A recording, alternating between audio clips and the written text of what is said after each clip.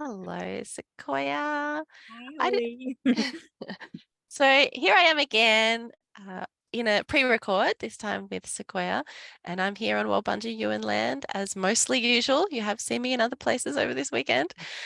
And I'm going to hand over to Sequoia to introduce herself, where she's coming from, and also who she's speaking for today, because it's a bit of a different kind of session that we've got on now. So you go, Sequoia.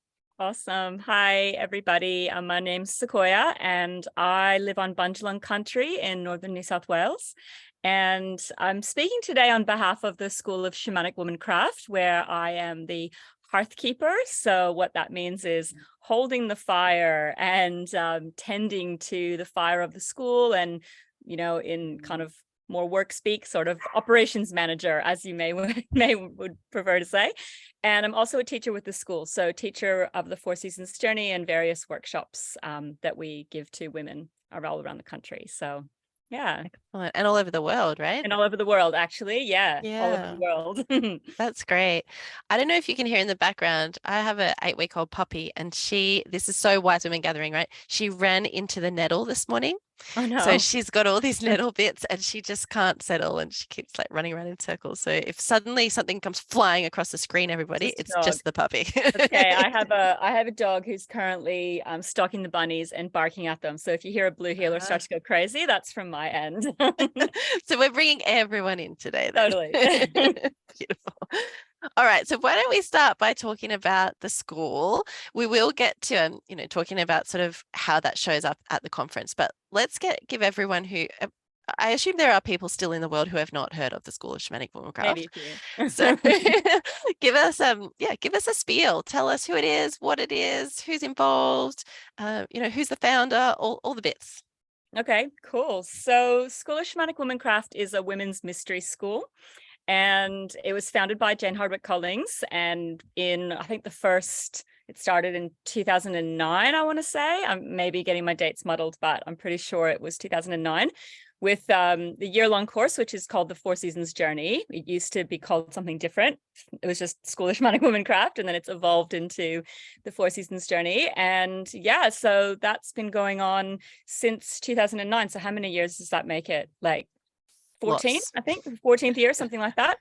And there's been about 30, I think, Four Seasons journeys, taught by Jane, taught by different teachers in the school who've gone through done the Four Seasons journey themselves, and then gone through our apprenticeship and teaching program to be able to bring the work to their communities wherever they are. And it's happened so all around Australia. There's been a couple of Four Seasons journeys overseas in the UK. Obviously that's a bit tricky at the moment, but we've got some new dreamings to bring the work back to other countries than here.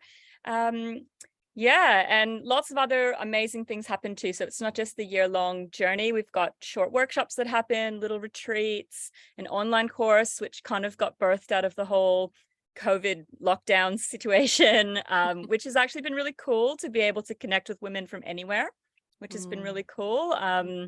Yeah, and it's just an ongoing, beautiful evolution of a space that's really just got a whole bunch of really awesome women, involved, both, working and teaching and doing the work, and also coming to learn how to do the processes, and then just get scooped up and pulled into this beautiful community. So it's pretty awesome. So tell us about, if you know the answer to this one, how did Jane just say, right, I'm going to build an empire, or did she, how did it begin? Yeah, I think it's an interesting storyline there. Yeah, well, from my memories, and I hope I'm gonna give just the right story here, but one of Jane's teachers was Janine Pavarti Baker, and so the lineage of the school comes from wanting to keep her work alive. And so that, shamanic midwifery, which was the original name of the school, which had to change a few years ago because of APRA. So yeah, there was a Hang on, wait, can you explain that a bit more for people that might not understand? Yeah, for sure. So the original name of the school was the School of Shamanic Midwifery, which was midwifery in its truest and oldest sense as being with women. Everyone always assumes it has to do kind of with babies, but actually in its oldest form is to be with women and whatever that looks like. And so shamanic midwifery is the melding of this kind of, art of the midwife with the, magic of shamanism, and kind of melding these two together. So that was the kind of basis of the work, where Jane wanted to kind of keep the work of Janine alive and the lineage alive, and keep that rolling through her work, and then what came through her, which became the school. And so I think it was like 2015, maybe, AHPRA, which is the health regulatory body in Australia, sent a bit of like a cease and desist using the term midwife to her and to everyone who was using that as we graduated from this school kind of thing. And, AHPRA likes to do their thing. And so rather than take on the fight with a health regulation body, which you're not going to win against, the name got changed to the School of Shamanic Womancraft, which actually feels pretty cool, because it's a lot of people. Oh my God, your dog is so cute. She's super cute. I think a lot of people thought that you had to be a midwife to do the work, or that the work would mean that you had to work in that way, like with babies and in birth. And that's obviously, that's not true. It's certainly what some people's path is, but not everyone's. And so changing the name to Womancraft felt like a real, it actually kind of created a magical spell, I think, that meant that it took it from a bit more niche, like to kapow, like this could go anywhere and everywhere, and the possibility really exploded. And what we saw after that happened was that the numbers of women coming to the courses kind of exploded. So that was really interesting. So it's a bit like, thanks, AHPRA. It's like, yeah, a bit of a pain, but actually created a bit of a cool shift in what people saw, I guess. Yeah. And that speaks to, just the growth and the dynamicness of that work that's there. Like, so what we hear from my original question of like, did she set out to make an empire? Like, probably not. It's as all organic things are, it's just grown and shaped itself through who's come in, and all those, I guess, pressures and forces like AHPRA coming in and having something to say.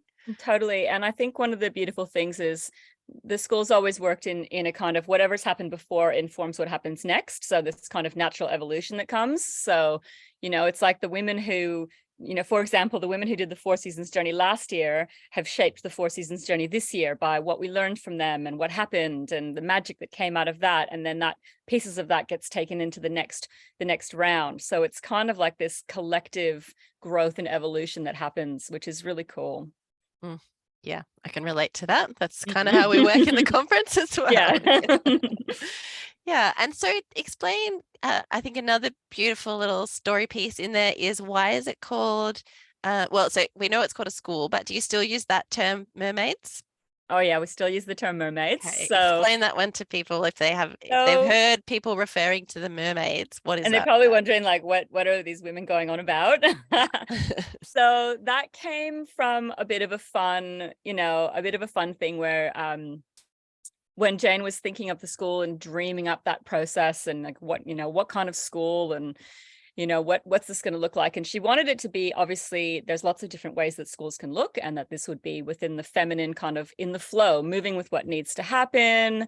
That kind of what we talked about, that sort of natural evolution process, like really being in the flow. And it's like, so if we're in the flow and we're going to move like a school of fish, which kind of has that sort of adaptive way as they move through the ocean, she's like, well, what kind of fish would we be? And then of course it was mermaids, mistresses of transformation. And so, so we have this fun thing where when women come into the courses or whatever, we call them mermaids, and it's all very fun. And it's like a way we kind of self-refer to ourselves.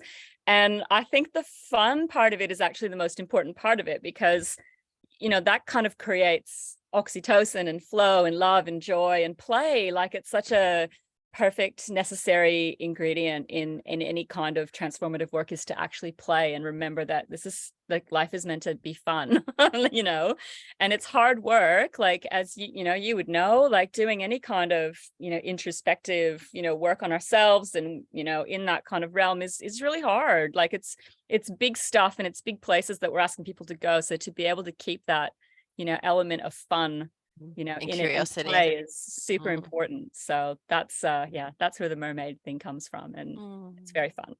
Yeah, and it's so good to hear that it's still growing, right? Like, I think in the early days I I was friendly with a lot of people who were mermaids. And now the school has grown so much, and people have moved into different spaces, and so I feel a little bit out of touch with where it is, but it's so nice to hear like the growth is just continues, which is how it Yeah, should be. That's exactly what we totally. want. Yeah. Yeah, it's beautiful. Yeah, and I'm sure many of our conference attendees have probably done workshops with Jane, or at least read her books, or done workshops with other girls, other women from the school. What do you think it is about Wise Women Gathering and Shamanic School of Womancraft that attracts similar women, right? Like so many of our Mm. women already know. What is it? Like, what's the matching little piece there that we've got, do you think? I mean, I reckon it kind of comes down to really wanting to be in that space of connecting with the earth. Like I feel like Wise Women Gathering really has that. Like it's really clear, like there's herbal stuff and there's magic, and it's on I noticed your dog's it's ridiculous. And you kind of get that vibe that it has that real earth-based spirituality feeling to it. You can feel that, like when you go to the Wise Women Gathering, when you meet you, or like it's kind of evident. And I feel like that's a big piece of what we do at the school as well. And I think that's why there's such a easy kind of connection there, like shared shared values in that way, shared kind of similar ways of connecting with the earth and what the bigger picture of that is. So that feels like a big piece of it. Yeah, it's that overlap. I mean, one of our streams is women's mysteries, right? So that's pretty clear and obvious. And a lot of your graduates have been educators at the conference too, right? So this year, I was having a look through. We've got Catherine Kelliack Howard, and of course we've got Jane coming this year. I wasn't sure. Maybe Evening Star, is she Yeah, I one of think your she's graduates? a mermaid from Victoria. Yeah. Yeah, Yeah. cool. Oh, so you might not have even really had much to do with her. No, I think I've only ever like because I'm the Hearthkeeper, I kind of know everyone because I get to kind of meet them all on their registration and talk to them in that kind of back end sort of space. But it's so funny because I have these like online relationships with people, helping them get their things sorted and answering all their questions, and then I've never met them in real life. Wow. And then sometimes you just meet in real life and you're like, oh my god, it's you, we've had like 800 emails. And it's really sweet. It's really sweet. It feels really nice to kind of feel like I've kind of virtually sort of met everyone in the school. It's pretty cool. You're the touch point actually for everybody. It's been pretty special actually to kind of think, oh, like I've kind of met. Well, I started doing this job in oh gosh, I can't even remember, 16 maybe, when I moved up here. And so since then I feel like I've kind of met everyone who's enrolled. So at least through email. So it's pretty cool. Yeah, it's a lot. How do you like when you're working within the school? This is a personal question really, and maybe you won't have an answer. What is your vision with like in that role, right? So it's probably not the exact same vision that Jane has. What's your vision in the role that you have within the school? Yeah, that's a good question. So in terms of like hearthkeeping and kind of that role, because I feel like I have multi roles, like multi hats that I wear within it. So I think from the hearthkeeper role is really just keeping the mission alive, which is to spread the word as far and wide and fast as possible.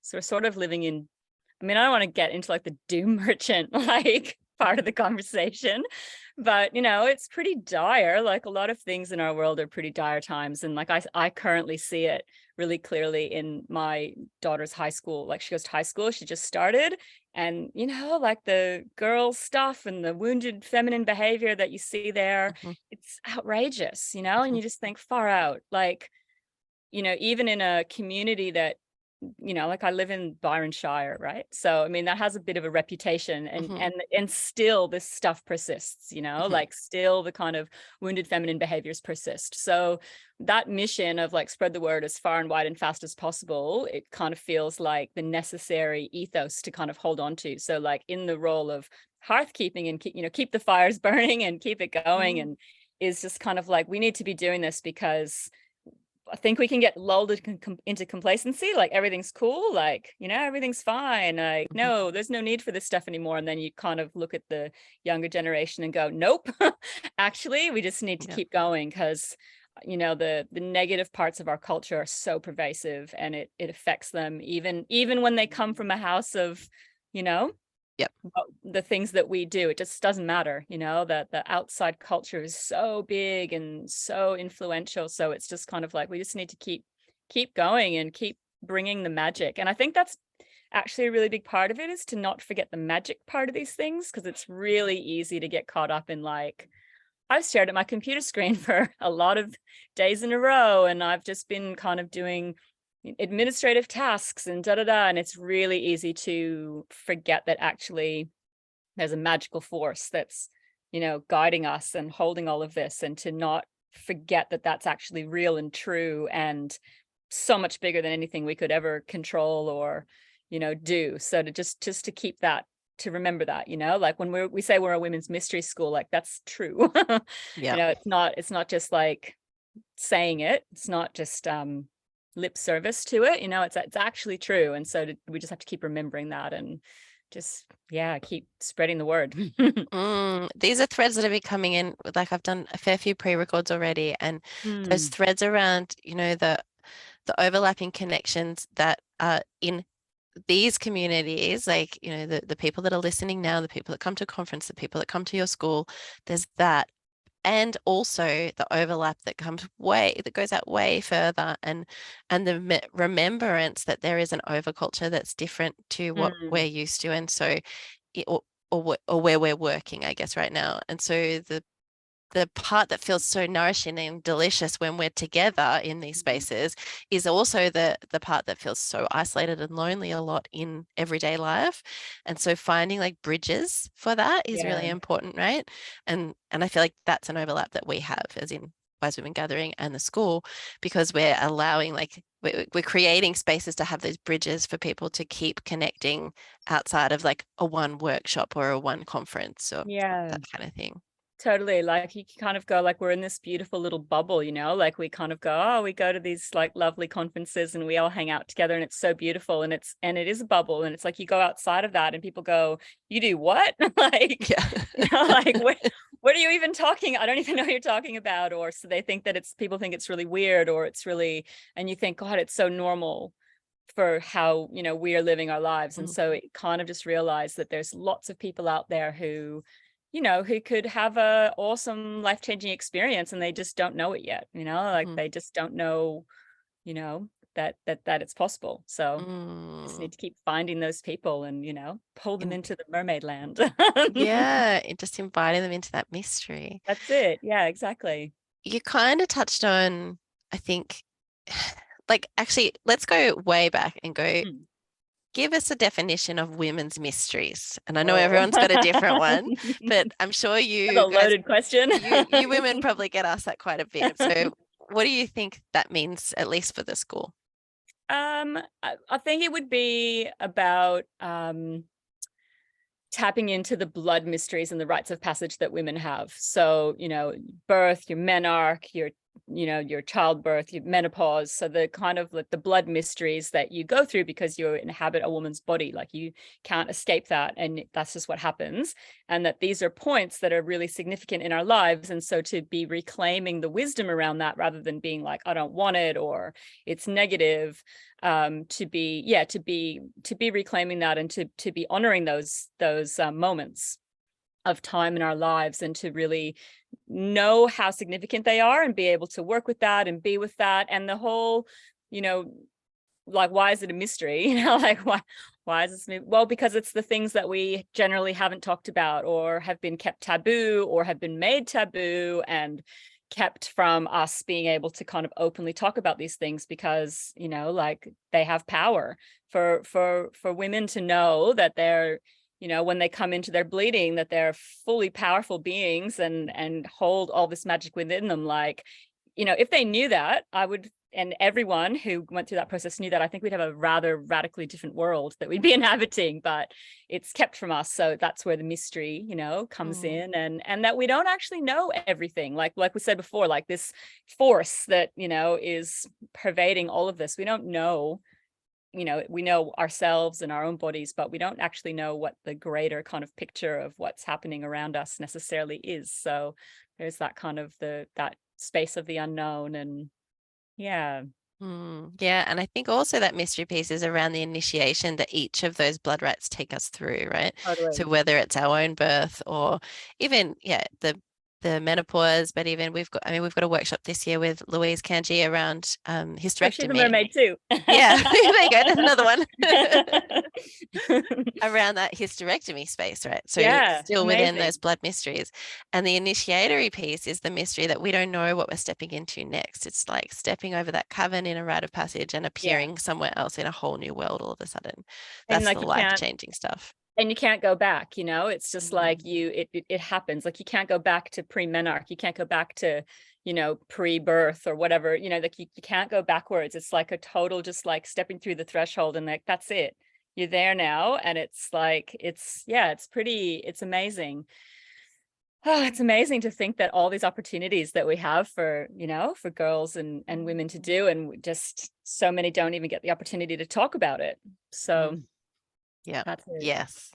huge, Which wonderful brings thing us that, to Jane. So Jane will be presenting on the Friday a workshop that she's called Banishing Menstrual Shame. So this is awesome. right up the alley of what we're talking about. Yeah. Yeah. So I know you probably don't know exactly what she's going to be presenting, but could you speak to the audience about we're kind of getting there already, right? Like Yeah. why Yeah. we would need to talk about this, but just go wherever you want around, like, why is it important to have a workshop like Banishing Menstrual Shame? Oh, totally. I mean, I would imagine that. So, like, I'm 45, and I can definitely say for sure that my experience of menarche and early menstruation would have definitely been like a level of shame experience in that. Not because anyone did anything in particular, but just again, like that pervading sort of culture. And so so many of us will be carrying that. And, when you carry that for however many years, what is that, how do you internalize that shame? What does that end up looking like? And so there's been heaps of research out there that shows that kind of menstrual shame can then lead to body shame, and then body shame leads to all the sort of disordered behaviors that we've seen in our world, like eating disorders and all sorts of things that can have really negative impacts on people's lives and how they live, and that stuff can last for years, like years and years and years before that there's any kind of help or support, or even that it's acknowledged that that's what's happening. So it kind of feels like if we can nail it early, maybe we can avoid some of this stuff, and so how do you do that? Just like what we said, like this kind of, when you are going through that threshold, like that reclamation of the power of that process, rather than being like, oh, it's embarrassing, or it's shameful, or it's dirty, or it's gross, or like whatever the, people say about menstruation in particular. It's like we have this opportunity to kind of go, actually, it's like, it's powerful, it's magical, it's amazing, it's wonderful. Like you have all of this, juice inside you that has, you are moving into this experience of being a fertile woman in the world. And like, what does that mean? And it's not just about babies, fertility is about many things, creative processes and all of those kinds of things. So that idea that, like, if we can initiate young girls in particular through their menarches, through their first blood, with that kind of knowledge, like you're just going to be avoiding, shame in the first place. And then for those of us who've gone through our lives, like I still meet women who are just like, oh, I can't wait to go through menopause, because then this whole period thing will be over. And it's like, wow, like I'm not surprised, because people have really hard times with it. They have a lot of pain. They haven't, had an opportunity to deal with stuff. Can be really difficult. It can be painful. We're not supported in having the time that we need to look after ourselves, during that time. So like, it's not surprising to me, but it does make me sad that there's, that people still kind of carry that with them. And then, having the opportunities for any age, at any stage in our life, to be able to revisit what is it that's created that shame, like, where did that come from? What's that about? How are you internalizing that? How are you carrying that? How can you let that go? Like, how can you transform that into a new piece? Because, I believe that everything's transformational. We can kind of shift and change anything that we've felt about it. and then do different, afterwards. Mm. So I don't know exactly what Jane's going to be doing in her workshop, but I would imagine it's going to be following something along those lines, and Yeah, probably some kind of cool spell wrapped up in all of that. yeah, it's speaking to all those pieces. And what I think is really important to hear there for people is it's not only for women who are menstruating now. Yeah, Yeah, it's definitely relevant if you've stopped menstruating for whatever reason, and whatever totally. age you're at, it's going to be worth, if you feel like there's any inklings of those whispers of shame, which, like you say, we've all got it because we've all been socialized in this culture, Yeah. that yeah, it could be some really healing work there. And that's in the first line. Like that's session 1, right? Yeah. So Awesome. that's going to be the beginning of the conference. It's I mean, straight in. There's yeah, no this is not like a ease you in conference. It's like kapow, straight in. yeah. Get that shame shit out of the way so you can get on with the real stuff. Day one, and then you can just relax. That's Yeah. awesome. Yeah. Oh, that's a really I think that's really helpful for people. I Mm, remember a few years ago there was some older ladies who'd come and I think they sort of arrived and didn't really know what they were at. That happens sometimes. yeah. People are like, oh, this looks fun, let's go. And they really spoke to, I think the women's mysteries piece was so new to them. Then maybe they Mm, were there for the herbs or something. And it was life changing. Like to sit in mm, circle and hear those conversations with women of all ages, and to be able to speak about it like you just did with such um it's like there's magic and there's power behind it. It's like, no, mm. this is how it is, right? All that overculture stuff is bull, and this is Yeah, actually the truth. It ignites something in our cells if we've never heard that totally. before. Well, it's like a remembering, right? Like we're actually programmed to know this, and we've Mm, just been, socialized and raised in a way that we just, don't have an opportunity to express it or be it, like just imagine like, I just like imagining like little girls who like see their blood for the first time and probably think like there's going to be some who think that's cool. And go, mm, whoa, like that's cool. And then they would get, no, that's terrible. Go wash your hands and clean yourself up. Or like, even like the ones, and there'll be a huge percent who are freaked out about it or think it's gross or whatever, just because. But even that small amount that might initially have like a wow kind of feeling, it just kind of, gets taken out of you pretty quickly.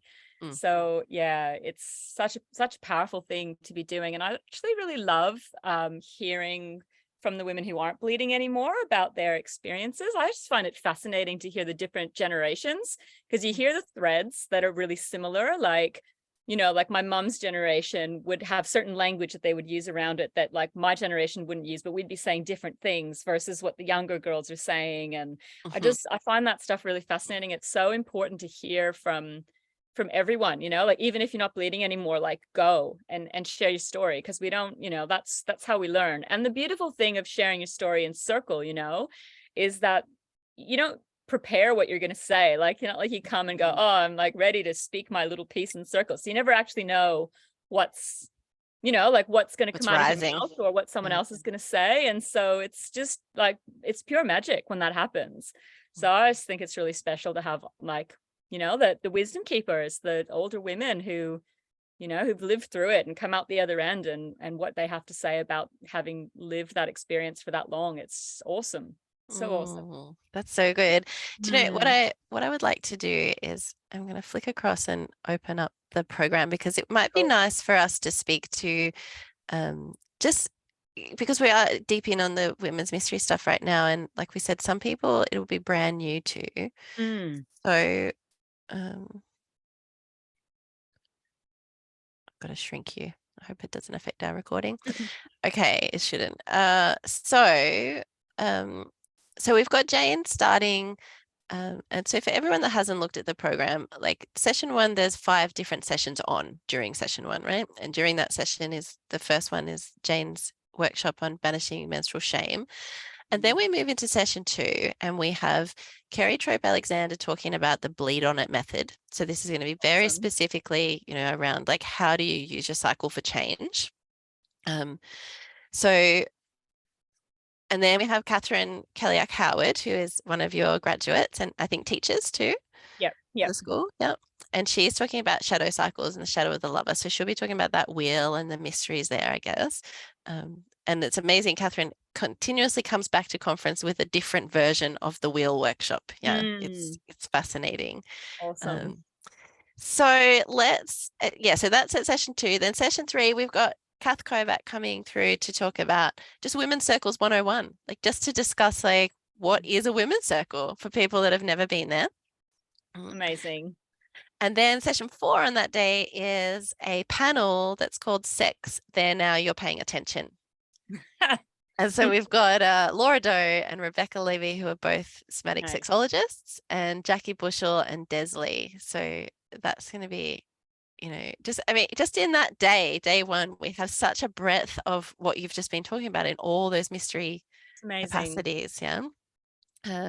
Day 2, we have Laura Doe doing Absolutely Vulvalicious. I'm sure you would have seen that presentation at some point, Sequoia. Amazing. So great.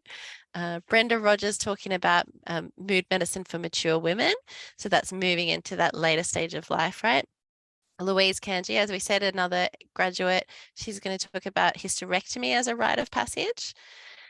And then we've got Catherine and Kerry on at the same time. And then that afternoon, we have a panel called Women's Leadership for the Future. And obviously, we're going to be talking about leadership and why that's important and why women should be in those roles.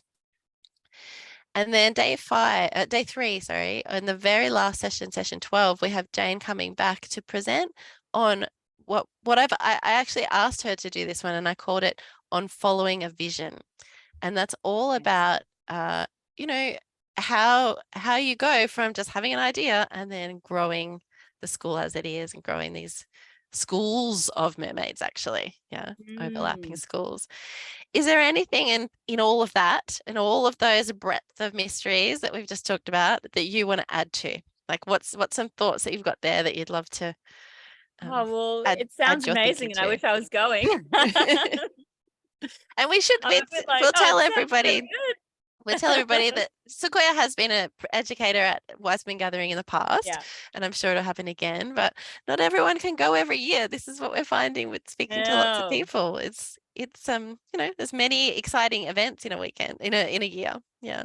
Yeah, no, it's going to be amazing. Like, it sounds like an amazing lineup and just beautiful, like amazing. I actually, when you said what Louise is bringing of, like hysterectomy as a rite of passage, like that's really powerful, right?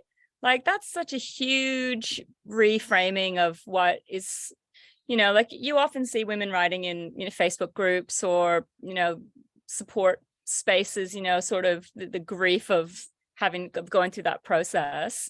And yeah, I just think that's just so powerful to really reframe, such a full-on experience,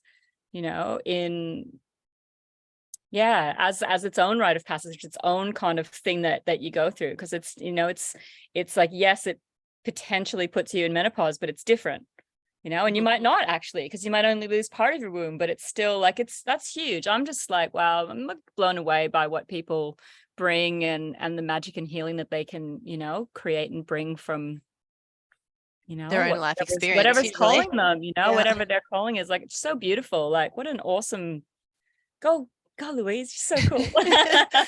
And that speaks to how you said that the school just continually grows from the year before. I mean, we've seen, so last year at the conference we did what we called an elder, actually it was inspired by, so Jane was going to come, and one of her offerings was to do honoring our menopausal sisters, and then at the last minute she couldn't come, so we had to fill that gap, and we thought, well, we can do this as a community, we can still create that space. And what it became was a sort of eldership cross honoring menopause. Awesome. And we had the elders around the outside of the circle, and then the sort of menopausal women who are kind of preparing themselves to step into eldership. They didn't feel like they were quite wanted to be called elders yet, but they were in that space between sort of stopping bleeding, like we just said, kind of overall. And so there were some hysterectomy stories in there too. And just the power that created, where, and then those of us who are still in our, more fresh cycles, we're witnessing that and holding that from the outside, and obviously all the children as well. And so to be able to witness all those elder women and the women who are preparing to be elders, and really hold them in our community as yes, we trust you to step into this role. We want you in this role. We want these leaders. and it's that whole speaking, not into the women's wound and being able to love and appreciate everyone for who they are and without competition. And so that all happened last year. And then now we have Louise showing up with this hysterectomy rite of passage session. Yeah. Oh, sorry. I had a little We lost obstruction. you. My internet just freaked out. Yeah, we got lost. So I don't know where you heard up to, but I just missed like your last sentence. yeah, and so that beautiful spell that was created there has now what we're seeing is Louise showing up with that hysterectomy rite of passage session. So it's just one Awesome. thing leads to another, and sort of prepares the ground, right? Prepares the soil for the next thing to grow out of that. Totally. So beautiful how that happens. Like we're seeing like a piece of that at the moment.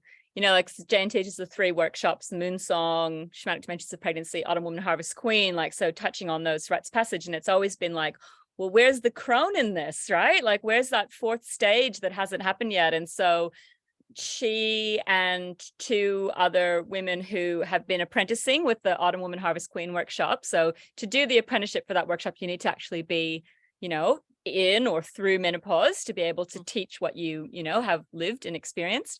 And so they've been have created a new kind of workshop that's like focusing on that like elder stage, and so that's kind of in the process of being offered, out to the world now. So that's just really cool, like just to see how from like we've been talking about that for ages, like this is necessary, this needs to happen, like why hasn't, and it's always been like, oh, well, we're not there yet and blah, blah, blah. And then suddenly these 2 other women come in and who also see that, need and go, well, like we need it, so let's create it. And then, this new thing has been kind of birthed and it'll, be out in the world soonish. So that's it's really beautiful to see how that happens, which is kind of like what you're speaking of, everyone kind of coming together and putting in their magic and their thoughts and their energy, and then this new thing being birthed. And that happens a lot, in the school. Like that's a thing that happens quite a lot, and often it's from what's needed, so what's needed is a workshop focusing on this rite of passage or in this age and this stage of life. Okay, cool. And then that goes into the dreaming pod, and then however long it takes, something comes up. And like the what's happening now is like after COVID, where we haven't been able to kind of easily go overseas or do the kind of intense sort of traveling to teach the 4 seasons journey overseas. It's like, okay, well, what do we do then? Like, do we do nothing? Like just is that it? Like forget the rest of the world, like we can't do that. So no, it's been this dreaming into, well, what could we offer overseas? How could that look? How could someone come and train with us when they live over there? And that it's, so just been dreaming into this new thing, which is like an 8-day kind of retreat. It's never a retreat, even though we're calling it that. Where it's a lot of work. Yeah, that's it. Like where, women can come and have the experience of what they would have not, it's not the 4 seasons journey. It's not the same, but it's close, and that's come from sort of what's the need. Well, there's women all over the world who want to do this work. How do we offer that to them if we can't travel, or if we can only travel once, as opposed to what Jane did a few times, which was go like 5 times to the UK in a year, which is hectic. Yeah, that's big. So it's really cool to see how those things evolve and what wants to happen. That's another, thing that we always kind of use is like like we'll see what wants to happen and it'll come up or not, what seeds really speaks to that feminine power of just not doing things because that's the way it was done before, but holding the space to see what wants to come, which is so much in that birthing field, right? Like, totally. And if you plant loads of seeds, like, you never know which ones are going to come up, and some will come up and they're not going to, fruit or work, and you've got to thin them out and just see. But, there's when there's so many seeds, there's lots of beautiful growth that comes from it, and then finding the ones that can be, nurtured and grown up. And yeah, it's awesome. So good. So good. And so we're uncovering all of the reasons that, the School of Shamanic Womancraft has been a partner with Wise Women Gathering since the beginning, as far as I can tell.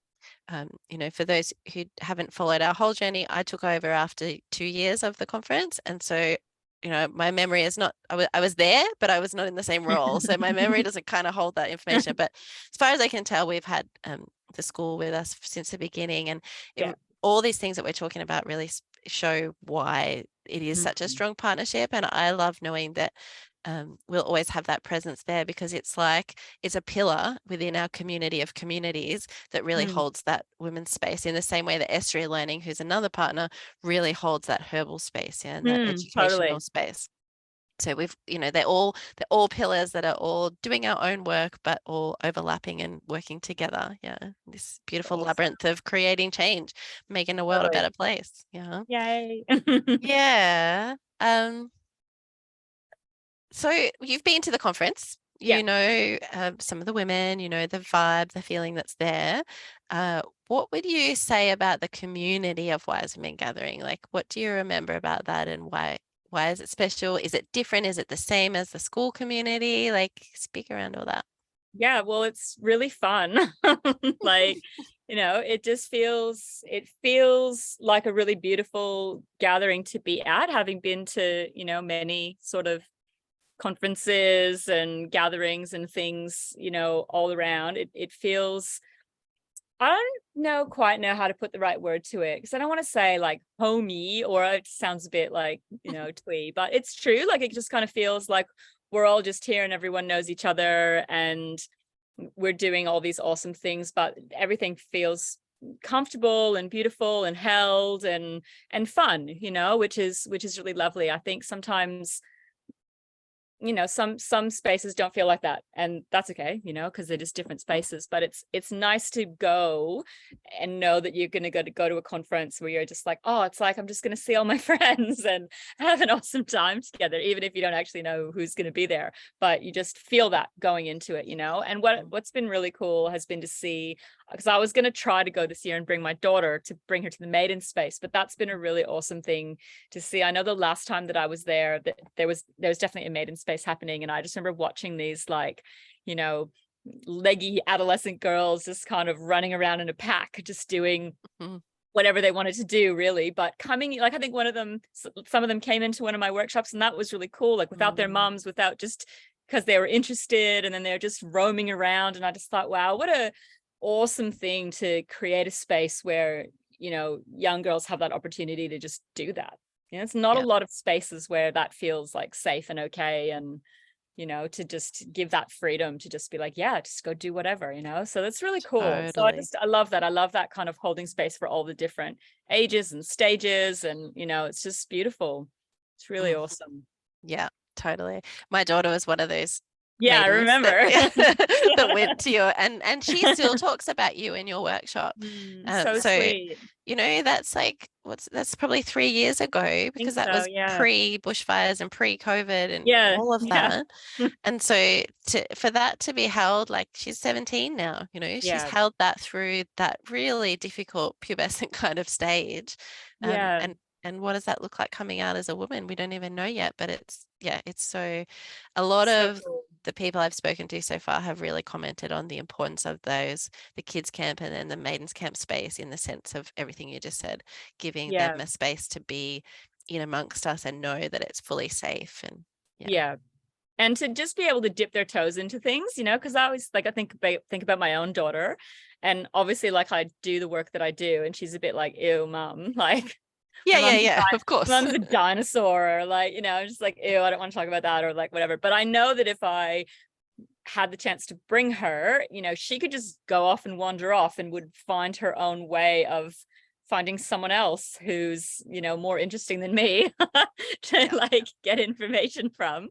So I love that, you know. I always just reflect back to when I, like, how it would look through her eyes, or how that could look and play, and it's awesome.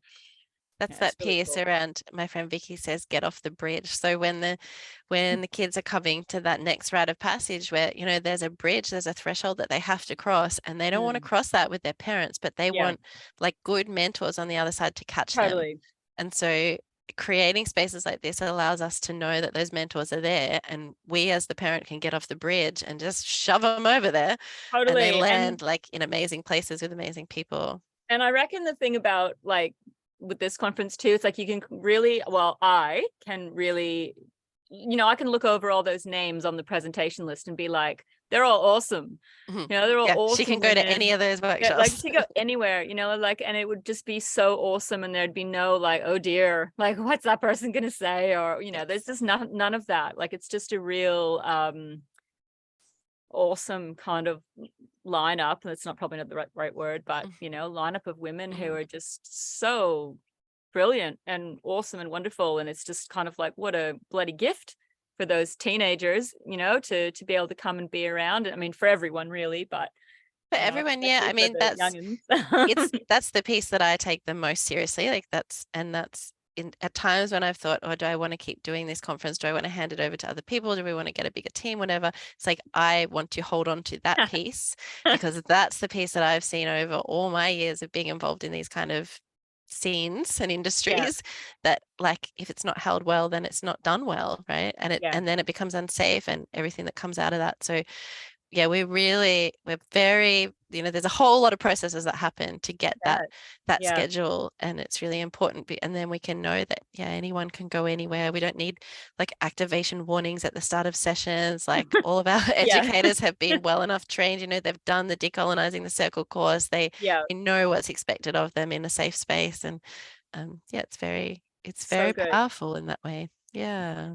So good. And it just builds that level of, even like what you said to you, like that the educators are all trained in certain things, that everyone just feels a bit safer. And when everyone feels safer, they just, they just drop in. Yeah. And then magic happens and transformation happens, because if you're going to that space and you're like, I don't know about this, and not feeling very good about it and not feeling safe, it's, you're not going to have a benefit. It's going to be harder to kind of drop in and feel, well, not even feel, but just experience, the magic of what happens when, bunch of awesome women come together in a in a field by a river. Yes, that's it. That's really all it is. Yeah. With great food. With really good food. Yeah.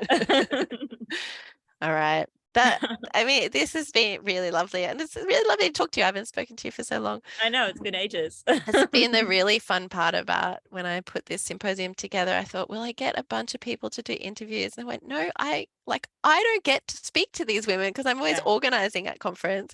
I don't actually get to sit down and have those like long hour chats. So this has been so good for me to feel like I know. I usually got see you everyone like running off somewhere, like Yeah, just beautiful to be able to spend time with everyone that I know is awesome. So thank you so much. And thank you for speaking on behalf of the school. We love having you as partners. We know that we're going to do many more wonderful things together. Of course, everyone, you won't see Sequoia, but you will see Jane and all the other graduates that we spoke about at Wise Women Gathering this year. Is there anything else you want to say before we go off? No, just that you're awesome, and thanks for taking this on and doing it. And it's, it's really important to create these bigger spaces where all the different little, mini groups or schools or whatever gets to all come together and have this time and space together. It's really important and it's really beautiful. So go you. Yay. Yeah, and go everybody. So when Sequoia and I finish here, you will see me pop up in a different outfit, and I will give you some coupons and some extra info about how you can purchase tickets. But for now, we will say deep thanks to Sequoia, and I'll hit stop on our recording.